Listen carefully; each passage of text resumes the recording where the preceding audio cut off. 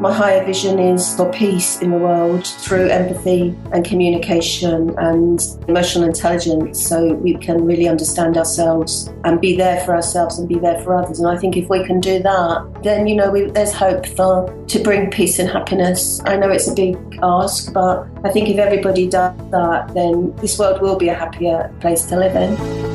Welcome to I Share Hope, the podcast where world leaders share their real stories of hope and how you can use actionable hope to start changing your life today. And now, here's your host, Chris Williams. Andrea. Hi. How are you? I'm good, thank you. Good. Thank you, and how are you? Excellent. Well, I'm Chris Williams with the I Share Hope Project. It's so great to talk to you. Thank you for your time. Yeah, you're welcome. Thank you. It's a great privilege to talk to you. Good to meet you too. Say it again. I said it's good to meet you too. So you're in the UK right now, correct? I am, yes. So just give me 1 second. Take your time. Sorry. Can you see me okay? Absolutely, I can see you, yeah.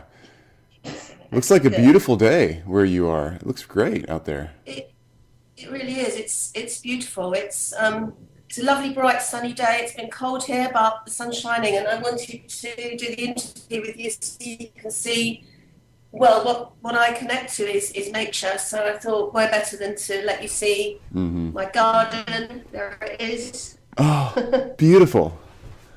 Yeah. Wow. So where exactly do you live? Are you in London? I'm in London, yes. That's great. I'm in East London. Okay. East London. Fantastic. Yeah. What a great space. So is that I don't know my way around London very well. Is that a fairly large yard? I mean, you have a great space for a garden and East grass London, and everything. you know where the Olympics were? Mm-hmm. Stratford. Yeah. The Olympic Games. I'm about 10 minutes from the Olympic site. Great. So it's a good location. Yeah, no kidding. That's fantastic. Good for you. That's fantastic. Good for you. You know, I'm getting a lot of echo. I can hear myself talking in your... I can hear myself talking. Do you want to call me back? Should we try and call... Yeah, let me call you. Me back? Let me call you right back. Let me call you right back. Yeah, I think so. Okay, sounds good. Hi. Okay, Andrea. Can you hear me this time? Is that better? I think so. Let's see what happens here. Yeah. Okay. I'm not hearing myself too much there. That's great. Excellent. So, Good. Okay. so I'm reading more about you, and you've done a lot of stuff. I'm really curious about. So you're an English psychotherapist and the author of the Mood Cards. It's a deck of 42 mood cards with 42 moods. Better way to say it. It's a full deck of cards, 42 moods, and they help work through self-awareness, empathy, connection, emotional intelligence, and healing, and so many more things. I've heard of this before, and I've been involved in enough counseling to know the value of this. But how in the world did you come up with this? Well, the idea started about 6 years ago. Mm-hmm. I was in my therapy room, and I'm really aware that there's so many people that find it difficult to connect to their moods and emotions, and they know they feel bad. They don't have the vocabulary to pinpoint how they feel, whether they feel angry or hurt or resentful. So I was looking for some images that I could help them to just look at some very simple images of a mood or emotion. And at the time, I had a very scruffy piece of paper that I'd been given when I was at university some sort of 17 years ago. And I was handing out this very scruffy piece of paper and not being very organised.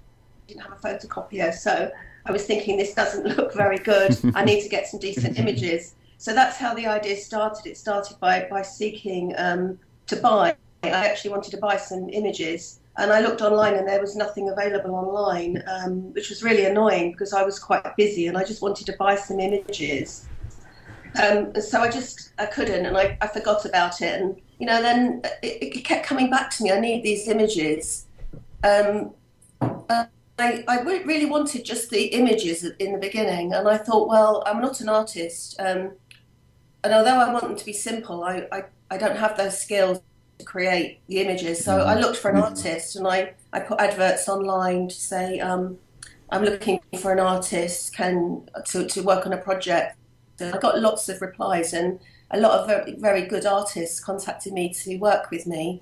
But their art was, although it was amazing, it was too complicated for what I needed, and I knew what I wanted. And eventually I did find the right artist to work with, the lovely South African lady, Stacey, a lovely girl. And it was like she just clicked with me straight away, because I said, this is what I want. And I was showing her the face, for example, I was showing her a face for fear, like, a face. And she said, I know what you want. You just want an expression of the face, because this was before emojis and emoticons. This was before smileys. This was way before that.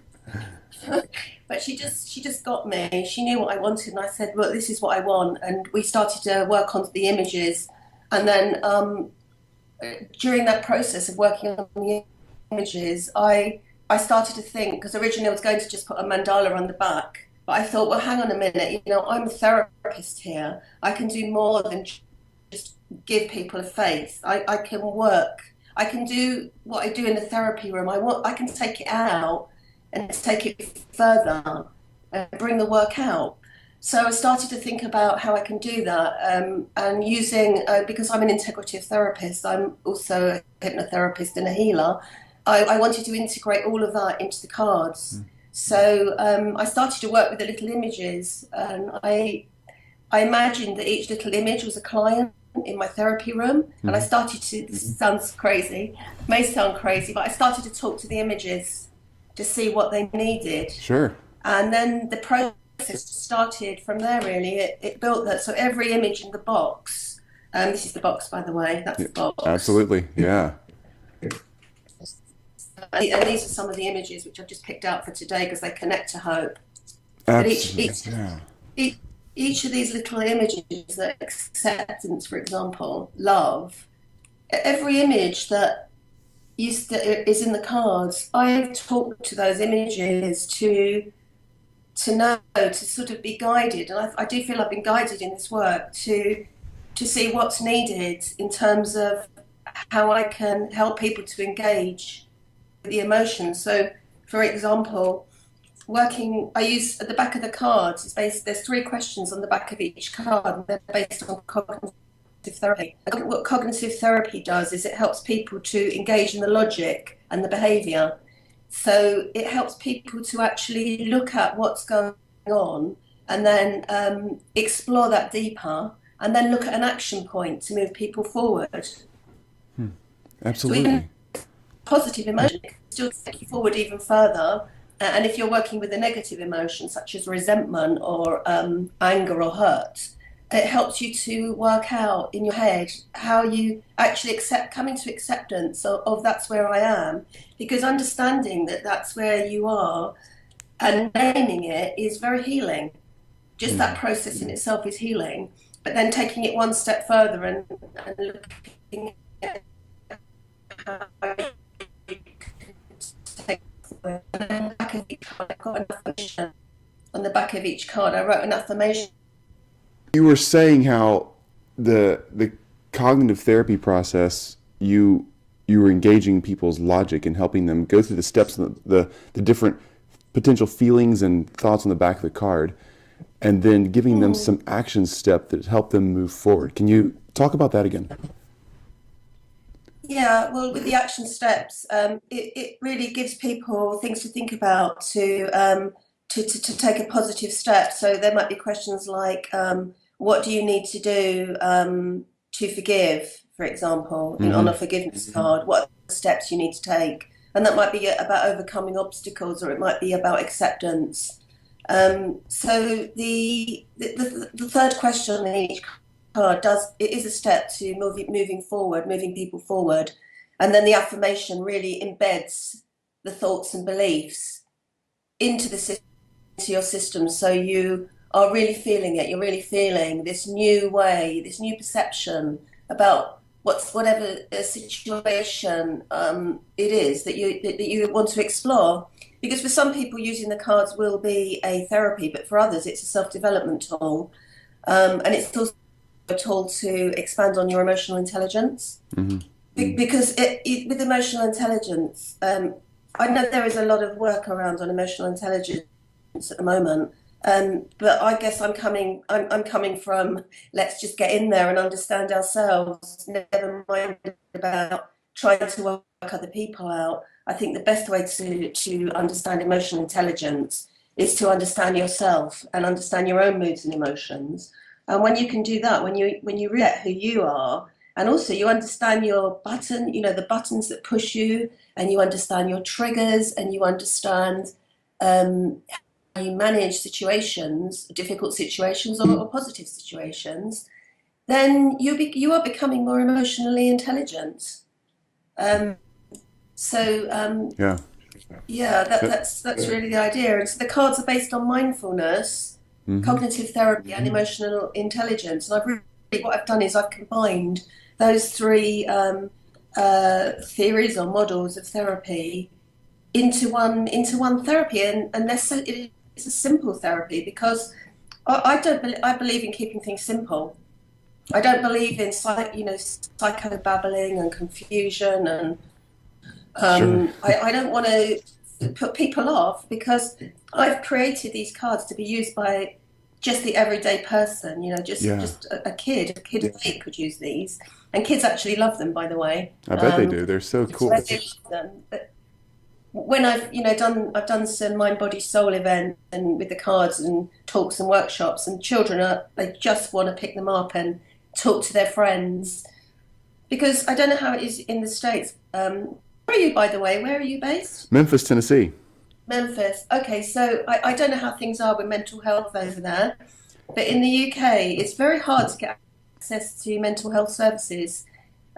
Sometimes people have to wait 6 months to a year. Wow. To even get an appointment to see somebody, and that's really bad. That's too long.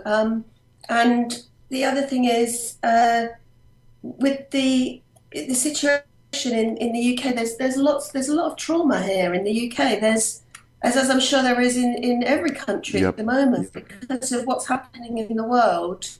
There's a lot of children in London and across the UK that are from war-torn countries, economic migrants, kids that have been through, not just, as well as the kids that we have here. In some schools, we have 51 languages spoken in school. Wow. 51. If you imagine that, that's difficult enough for kids to come in, and for teachers as well, of course, but you have to come in, you're coming in from somewhere else, and you have to learn a new language, but you're also coming in with all of the emotional traumas or baggage that's actually brought you into that school or into that city. And then, of course, as well as that, you've got many families now are not, you haven't got mums and dads together, maybe like it was 20, 30 years ago. Right. So you have a lot of people are coming from broken families, one-parent families, dysfunction, addiction, alcoholism, all sorts of. There's a lot of problems. I'm not trying to suggest that England is any worse than anywhere else, and I guess I see it because I'm a therapist, so that's what I'm working with all the time. So that's my world, really. Sure. It's not necessarily representative of how it is. Well, actually, London. No, actually, that's an impression of London, because London's a fantastic city. That's a really good point. And the things you're mentioning that are there in your city, in London, are the same everywhere in the world. And we experience the same things here in the U.S. And unfortunately, in many ways, society is finding new ways to traumatize us or give us things to think about that aren't helpful. But that's why we're calling you and interviewing you. We've not interviewed very many therapists or counselors, psychologists, psychiatrists, and anybody in the mental health field. And I really wanted to do that because we're interviewing, as you know, 1,000 people from around the world and trying to get a true cross section of global population, not just in race and where you're from, but in what we do in a daily life and how we interact in our communities.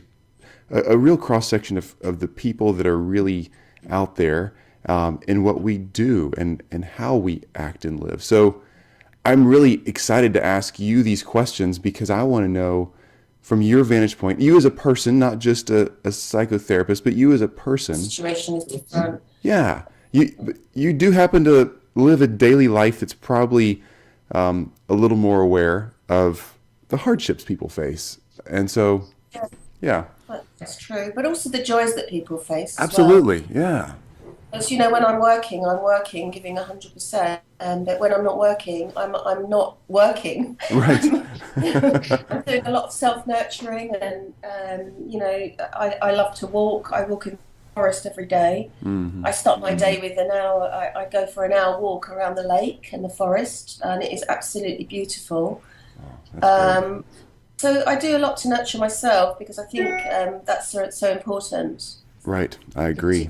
To do that, because otherwise it'd be very difficult to do the work. I think if I didn't have that balance. Mm-hmm.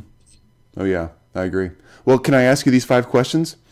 Sure, you can. Yeah. All right. Well, question 1, and again, this is Andrea Harrn, and she is from London, England, a psychotherapist there, and has made these fantastic mood cards that are definitely worth looking out. So we would like to know, what is your favorite quote about hope or your definition of hope? Well, my favorite quote is that hope shines brightest in the darkest moments, and that every day is another opportunity to start again. And I do believe that because I think that when things are going fine, we don't think about hope because we don't need to have hope. We just go along in our daily lives. But I think it's when things go wrong, and things go very wrong, that we start to look for answers, and we look for meaning, and we maybe look for solutions, and perhaps even miracles sometimes. And I do believe that there is always something there that will give hope, that people can find hope in the smallest thing, and that it does shine in the darkest moments, because it could be, just for example, that somebody is just feeling really, really down and lost and lonely, and maybe just that morning somebody smiled at them or said, "Oh, hi, how are you doing today?" And it could just be a throwaway comment to that person, for the person that said it, or not mean that much, but it's just a reaching out, and that can be hope. That can give hope to people. You're right. So I believe it's the small thing shine brightest, and when something like that happens, it does actually give you hope, that hope in humanity.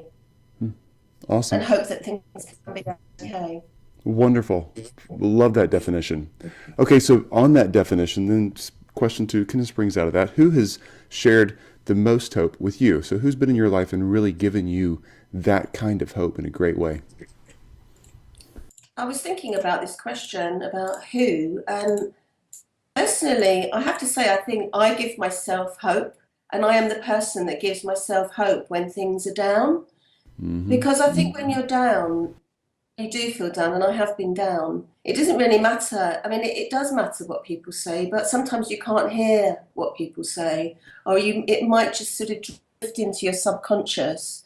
But at the end of the day, for me, it's always been me that has given myself hope by thinking positively, by saying, that's it, do something, make a change, or look at this other opportunity, look at something else, just take my focus away. And so I have to say, I think I am the person, for me, that's given myself the most hope. But saying that, there are a lot of people that have been very inspirational. People like Nelson Mandela, for example, and I'm sure lots of people do mention him. But, just the way that he was locked up for all those years, and that when he came out, he didn't hate, he didn't want revenge. He just wanted to move forward. He just had a piece about him, a way of being that I found that very inspirational. And another person that I found has been inspirational is a psychologist called Viktor Frankl. Viktor Frankl was an Austrian neurologist and psychiatrist, and he was a Holocaust survivor. Mm-hmm. And I read his book some years ago, and that really inspired me as well, because what he talked about was, he talked about the last of the human freedoms being the ability to choose your attitude in any given set of circumstances. And what he was saying was, it doesn't matter, in other words, it doesn't matter where you are or what's happening to you, that your attitude is something that no one can ever take away from you. Your attitude is something within you, so it's not something that can be controlled by somebody else. It is within your power to have an attitude that you choose. And of course, if you have an attitude of hope or of belief, or even of just gratitude, or an attitude of the beauty of life, or life can be okay, or there are some lovely things that we can connect to in life, that can actually make you feel better as a person just by changing your attitude. So they have been, those two, Viktor Frankl, Nelson Mandela, I guess, are the two people I want to refer to as inspirational. But at the end of the day, I believe it is me that gives myself hope. I love that answer. I think you're the second, maybe third person who's answered in that way, where you are the one giving yourself hope. And then you're the first person I've heard say that there are people who've inspired you. And I think that's a great distinction, because you are really more in control of your emotions. You have to be, than anybody else. Nobody can make you feel happy or sad. And sometimes we can't choose. It's a feeling, it's there. And I'm not a therapist, so correct me if I'm wrong, but I love the idea that you're the one in the driver's seat there, but you have other great people around you that can inspire you. That's great. Love that. Thank you. And So- my grandparents have been inspiration. Oh, as well. that's I have to say that. fantastic. I've been inspired by grandparents, very much so. Are they still living? No, one of my grandfathers, I wrote about him yesterday actually. I wrote about him because it was the Holocaust Memorial Day, and I was thinking about my grandfather who died when I was 5. But I've heard stories about him, and he was one of the liberators of the Belsen concentration camp. Wow. Yeah, he was in the British Army, and he was a translator in the British Army. And so the story goes, and this is the story that I've heard, is that he was with the British Army, and this was, during 1945, when the British were, it was coming towards the end of the war. And he was with a troop, and they came across a lot of looted gold, a lot of looted gold. They came across this, and he came across it, a lot of gold. And my aunt said to me that once about him, this was his sister, and she said, your grandfather could have been a very wealthy man. I said, what, really? What do you mean? She said, well, he came across a lot of looted gold and treasures when they were going through Germany at the end of that war. And she said he had this gold and treasures and all sorts of things. He had it on his person, and he was part of the army, British Army, that went into Belsen. And she said he was a really, she said, he gave everything away. He gave it to the survivors. He gave them the treasure. He gave different people the treasures. And he came back. He came back from the army, the way he went, with, no riches as such. But I think I found that really inspiring, that he got more, for him to do that was his gift, if you like. That was his riches. And I found that really moving. And I think that's been a big influence on me as well. That's fantastic. That's beautiful. Wow. What a hero. Wow.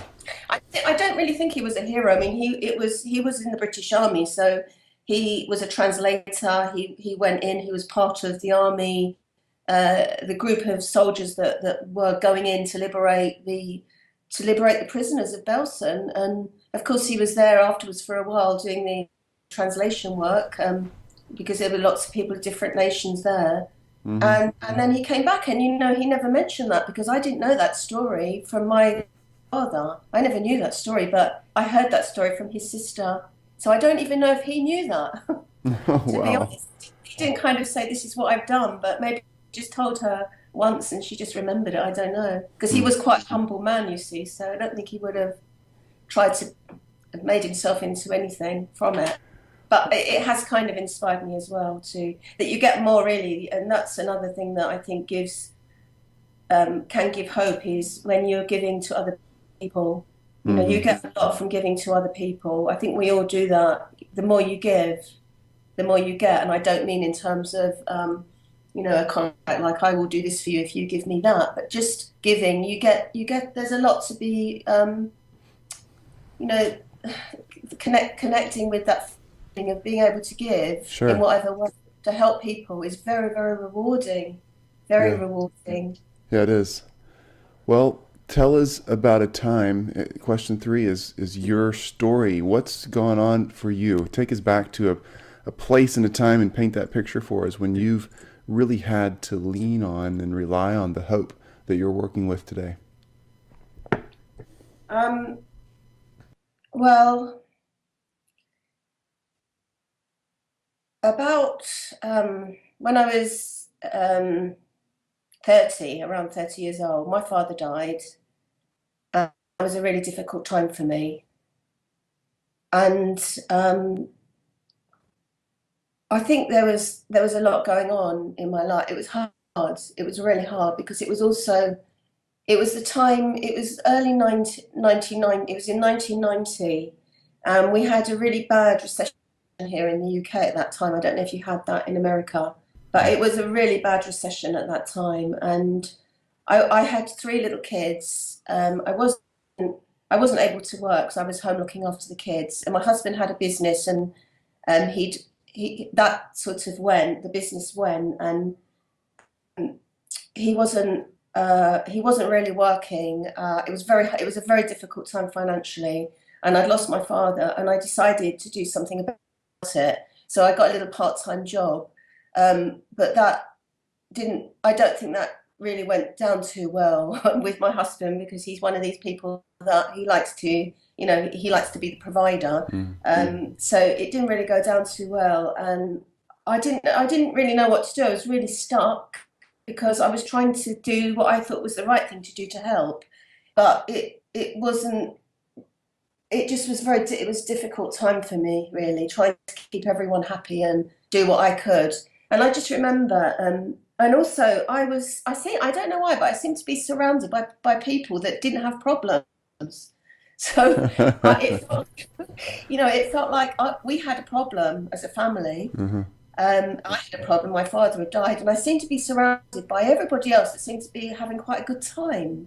So I found myself being in this really horrible. I didn't really like my thoughts at the time, because I found that I was thinking, why is it happening to me, and how come so and so seems to be doing this and that, and it just really unfair. And I can actually remember I was actually standing in the shower at the time, and I think I was about to slip into a depression. I was in a bad place, and I felt like I was in the shower, and I felt like I was actually going to go down the drain. It sounds strange, but I felt like I was disappearing as a person, and I was just going to be washed away. And I think it was at that point that it was like a moment, a light bulb moment, or a voice inside my head just said, you need to do something, you need to make a change, something needs to change. And I just, and the next day I just thought, right, that's it, I'm changing my life, I'm going to do something for my life, so I can have my own success, and I can feel pride in myself and not feel so bad. And I thought, I'm going to just enroll in college. And I didn't even know what I was going to enroll for, but I thought I have to improve my life. So I did enroll in college, and I thought I will be the oldest one there, because that's the kind of thing you worry about.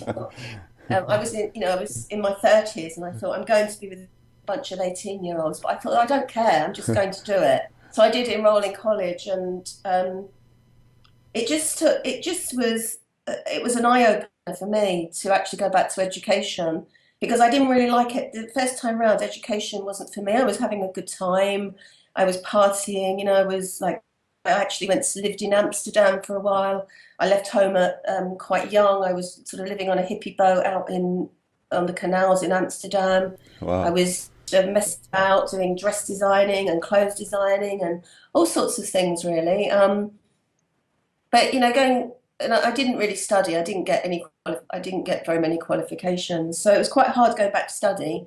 I actually thought, I can do this, and I'm going to do this, and that was my hope. It was really a hope born out of having to make a change, and of course I did make that change, and it took a long time to sort of get to the situation I'm in, the position I'm in now, where I'm very happy, and I feel like I'm now, my life's work is my passion. It doesn't even feel like work to me. So I think I'm happy. I'm kind of happy that I went through those difficult times, because it's made a big change for me, for my life. That's an interesting way to finish that section. You're happy you went through those difficult times. Sometimes it sure is hard to see that in the middle of it, but yeah, I hear that quite a bit, those difficult times. People say things like, well, I would never have chosen to take that book off the shelf and read it, but now that I've read it, it's there, and I deal with it, and it's made them a stronger person. And I kind of get that analogy. That makes sense.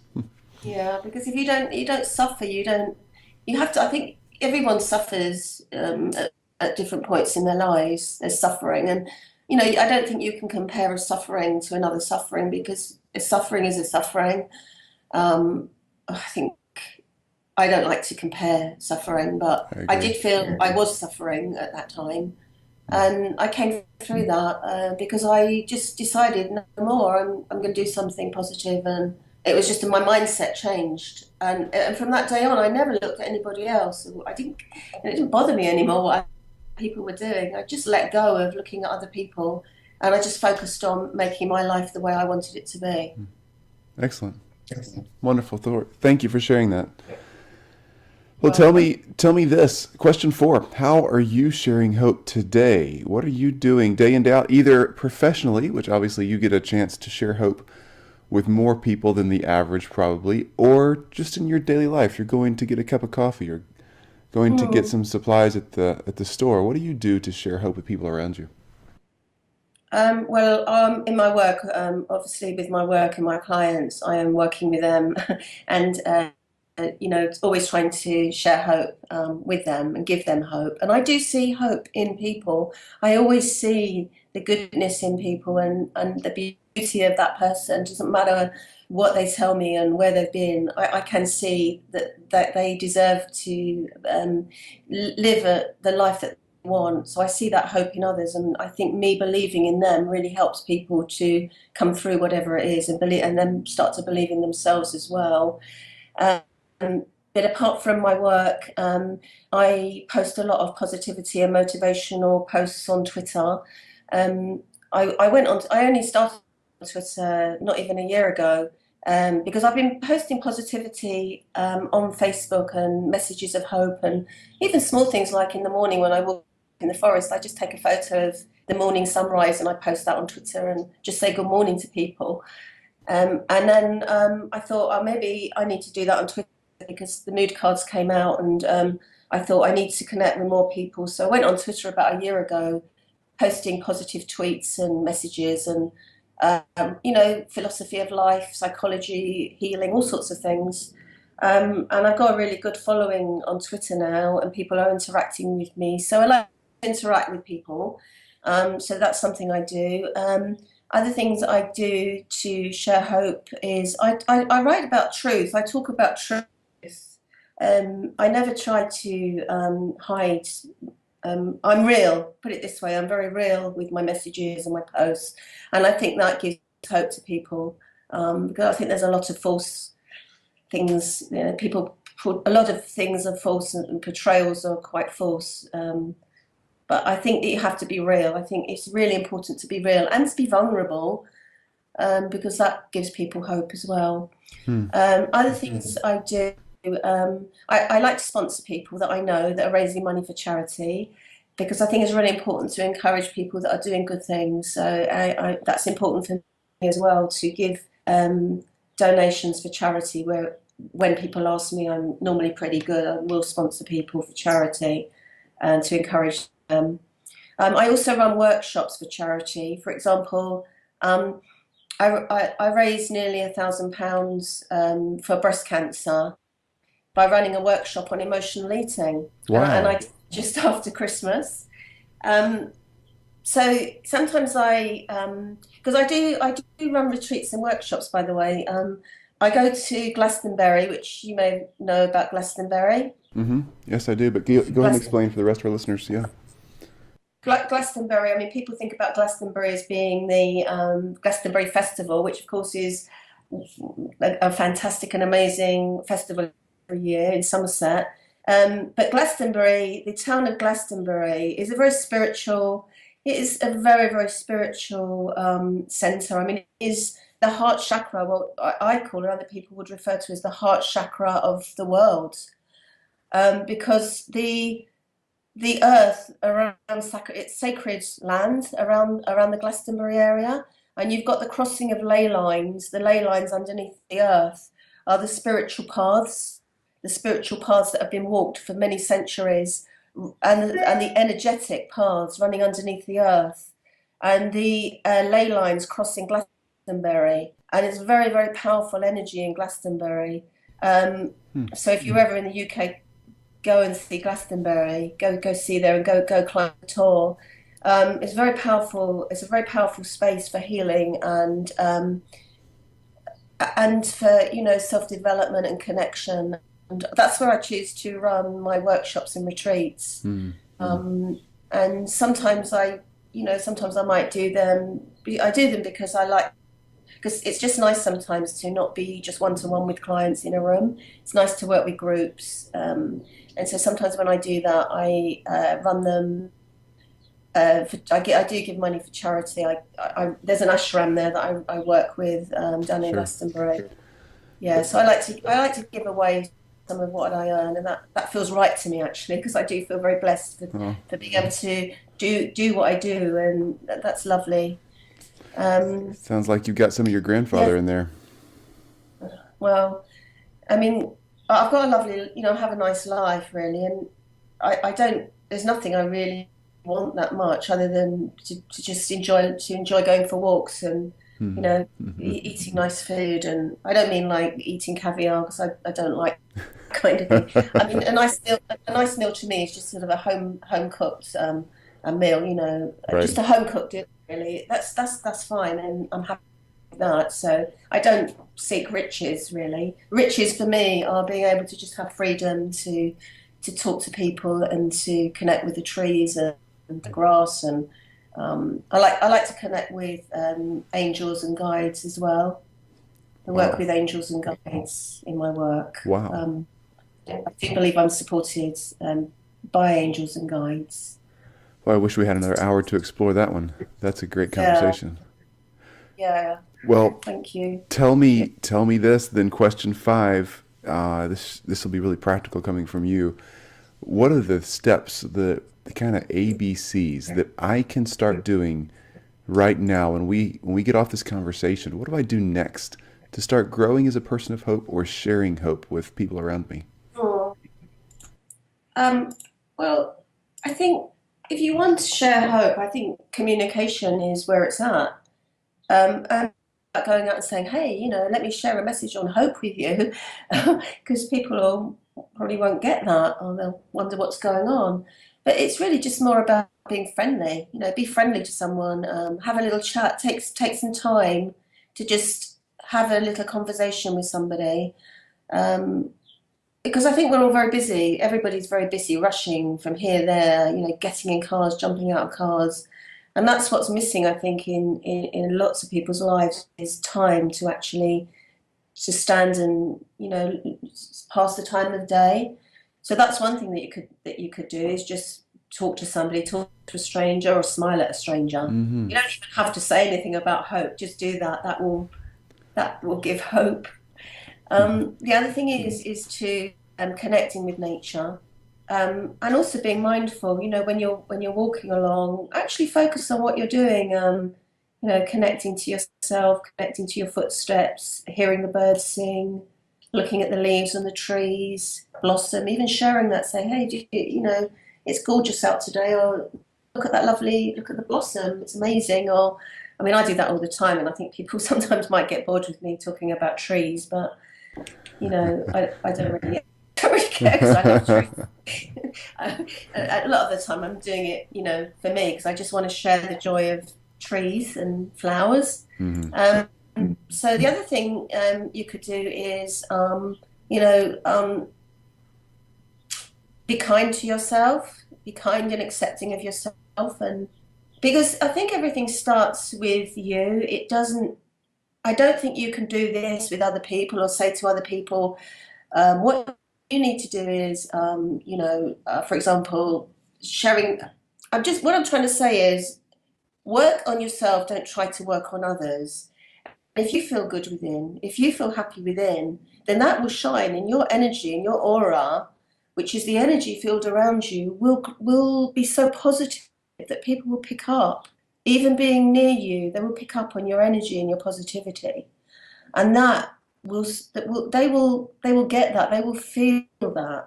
They will feel that without you even having to give anybody a message. It's just about really working on yourself. And the way that I do that is I connect to nature.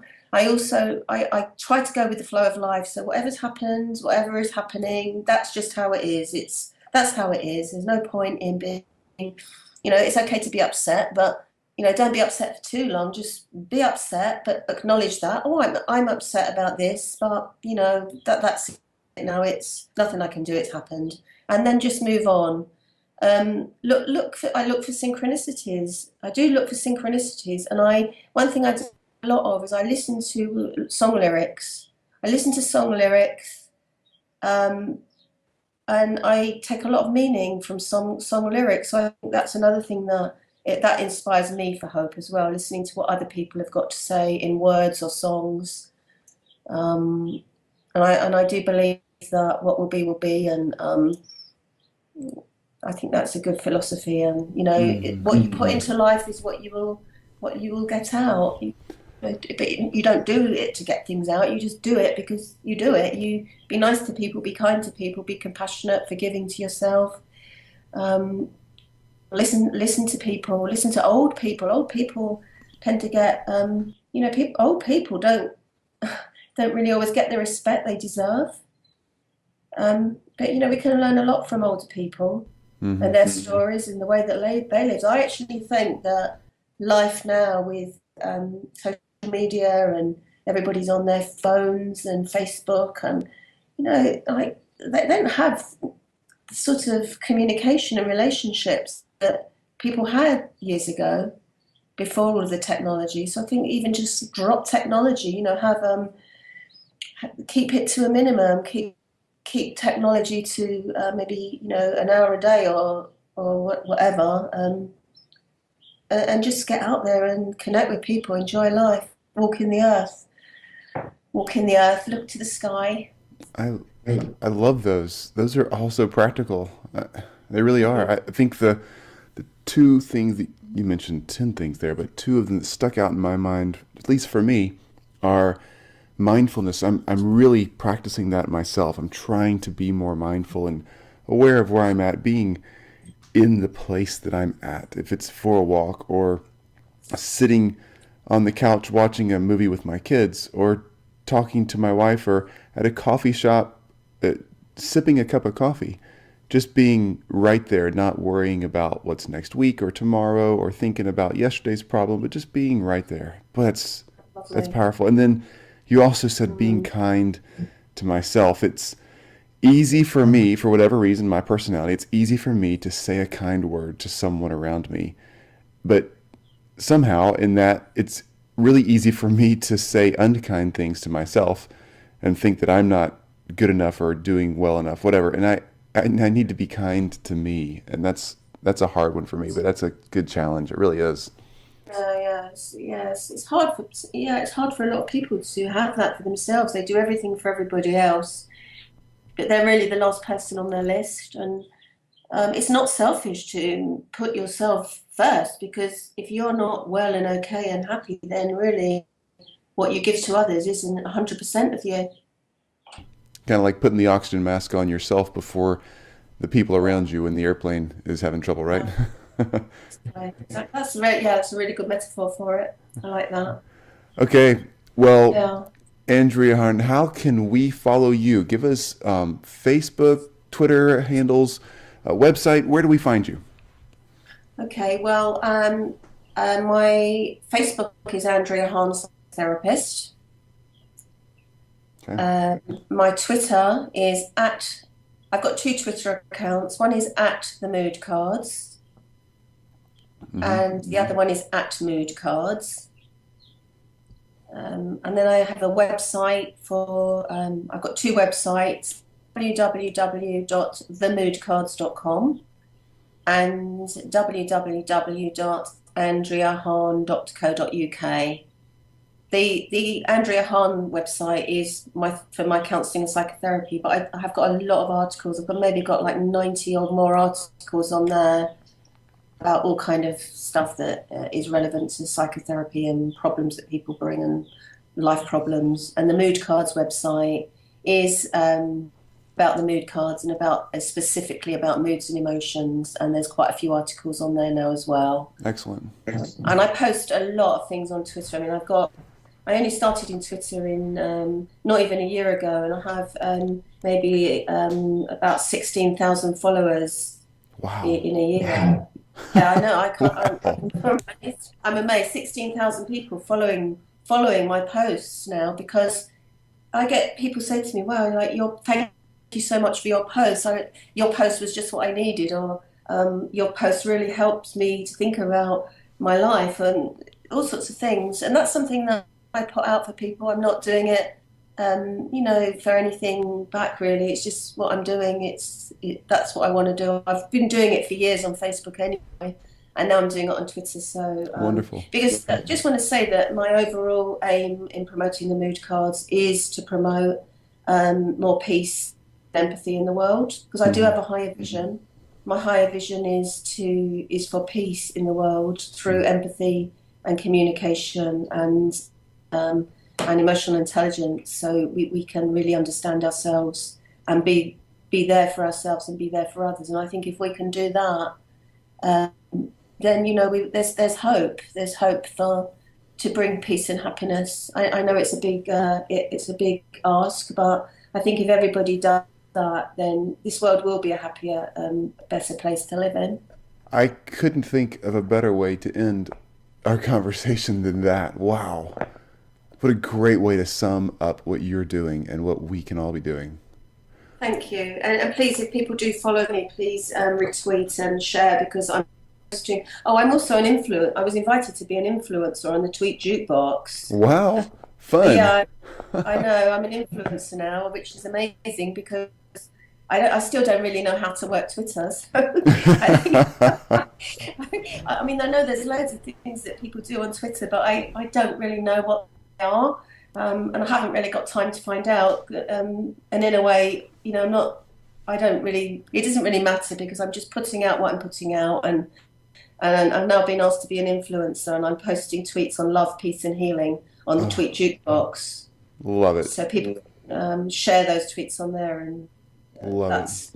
Well, Andrea Harrn, we will definitely be following you. So, and if you're looking for her online, Andrea's ANDREA, Harrn is HARRN, and I have found all of your social media channels super easy to find. You're everywhere out there. Obviously, you're doing a lot of great work, so people are paying attention. Thank you for sharing hope with us today. I really, really appreciate that.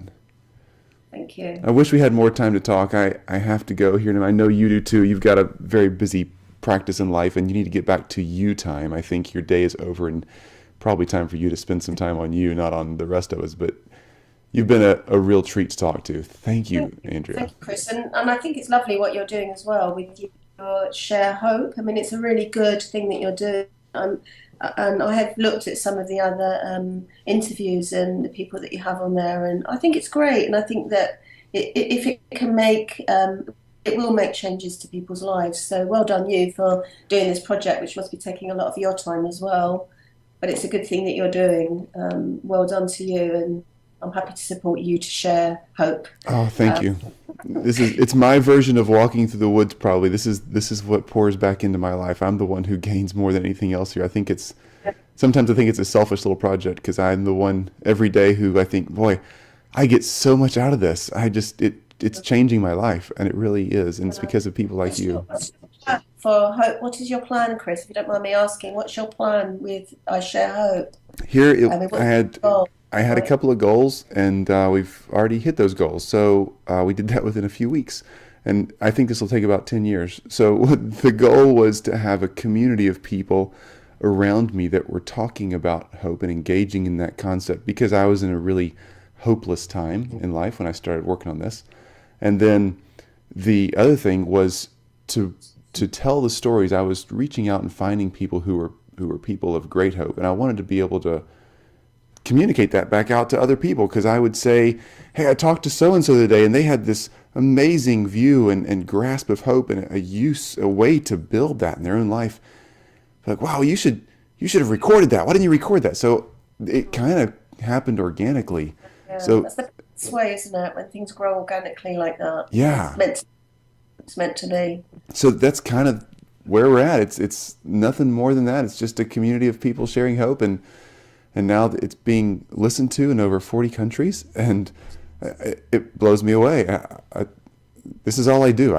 Not for work. I have a real job, but this is what we're doing right here. Is all we have to do. We just talk about it and let people have at it, and people like to share. So I love being around other people like that. That's really good. Really good. Well, thank you. Have a great evening, and enjoy your day. Thanks for sharing hope. Thank you very much. Thank you, Chris, for the interview. I much appreciate it, that opportunity to share hope. Oh, wonderful. And just for the final words here, we're going to put all of this, the interview, links to audio, and all the links to Andrea's social media websites, the mood cards, all of that at isharehope.com underneath Andrea's interview, so that you can go and see what she's doing, because you really should connect to what Andrea's doing. It's extremely inspirational, I think is a good word, because that's the word she used, is we're having the hope in ourselves, but she is inspiring us to keep moving forward. So well done.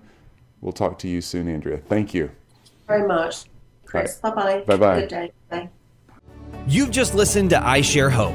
If you're ready to make a change, head to our website at isharehope.com and claim your free copy of the Top 10 Actions of Hope from World Leaders to use hope in your own life. Thanks for listening, and we'll talk to you next time.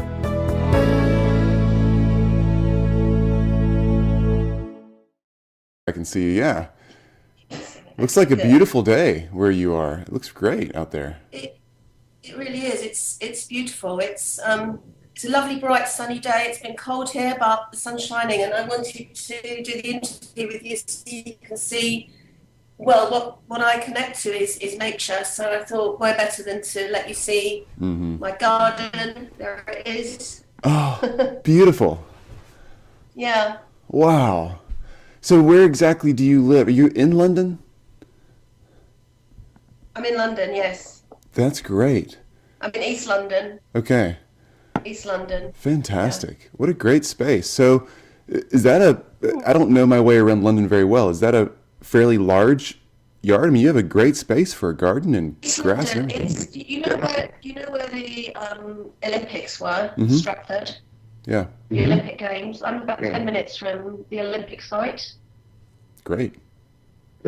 So it's a good location. Yeah, no kidding. That's fantastic. Good for you. Kidding, that's fantastic. Good for you. You know, I'm getting a lot of echo. I can hear myself talking, and you're. Echo, I can hear myself talking. Do you want to call me back? Should we try and call? Should we? Yep. They know they feel bad. They don't have the vocabulary to pinpoint how they feel, whether they feel angry or hurt or resentful. So I was looking for some images that I could help them to just look at some very simple images of a mood or emotion. And at the time, I had a very scruffy piece of paper that I'd been given when I was at university some sort of 17 years ago. And I was handing out this very scruffy piece of paper and not being very organised. I didn't have a photocopier, so I was thinking, this doesn't look very good. I need to get some decent images. So that's how the idea started. It started by seeking to buy. I actually wanted to buy some images. And I looked online and there was nothing available online, which was really annoying because I was quite busy and I just wanted to buy some images. So I couldn't, and I forgot about it. And, then it kept coming back to me. I need these images. I really wanted just the images in the beginning. And I thought, well, I'm not an artist. And although I want them to be simple, I don't have those skills to create the images. So I looked for an artist. My higher vision is for peace in the world through empathy and communication and emotional intelligence, so we can really understand ourselves and be there for ourselves and be there for others. And I think if we can do that, then there's hope to bring peace and happiness. I know it's a big ask, but I think if everybody does that, then this world will be a happier place to live in. Welcome to I Share Hope, the podcast where world leaders share their real stories of hope and how you can use actionable hope to start changing your life today. And now, here's your host, Chris Williams. Andrea. Hi. How are you? I'm good, thank you. Good. Thank you, and how are you? Excellent. Well, I'm Chris Williams with the I Share Hope Project. It's so great to talk to you. Thank you for your time. Yeah, you're welcome. Thank you. It's a great privilege to talk to you. So, Good to meet you too. say it again. I said it's good to meet you too. So you're in the UK right now, correct? I am, yes. So just give me 1 second. Take your time. Sorry. Can you see me okay? Absolutely. And I put adverts online to say I'm looking for an artist to work on a project. I got lots of replies and a lot of very, very good artists contacted me to work with me. But their art was amazing. It was too complicated for what I needed, and I knew what I wanted. And eventually, I did find the right artist to work with. The lovely South African lady, Stacey, a lovely girl. And it was like she just clicked with me straight away because I said, this is what I want. And I was showing her the face, for example. I was showing her a face for fear, like, a face. And she's like, I know what you want. You just want an expression of the face, because this was before emojis and emoticons. This was before smileys. This was way before that. But she just got me. She knew what I wanted, and I said, "Well, this is what I want." And we started to work on the images, and then during that process of working on the images, I started to think, because originally I was going to just put a mandala on the back, but I thought, well, hang on a minute, I'm a therapist here. Let me call you. Back? Let me call you right back. Let me call you right back. Yeah, I think so. Okay, sounds good. Hi. Okay, Andrea, can you hear me this time? Is that better? I think so. Let's see what happens here. Yeah. Okay. I'm not hearing myself too much there. That's great. Excellent. So, Good. Okay. so I'm reading more about you, and you've done a lot of stuff. I'm really curious about. So you're an English psychotherapist and the author of the mood cards. It's a deck of 42 mood cards with 42 moods. Better way to say it. It's a full deck of cards, 42 moods. And they help work through self-awareness, empathy, connection, emotional intelligence, and healing, and so many more things. I've heard of this before, and I've been involved in enough counseling to know the value of this. But how in the world did you come up with this? Well, it started. The idea started about 6 years ago. Mm-hmm. I was in my therapy room, and I'm really aware that there's so many people that find it difficult to connect to their moods and emotions.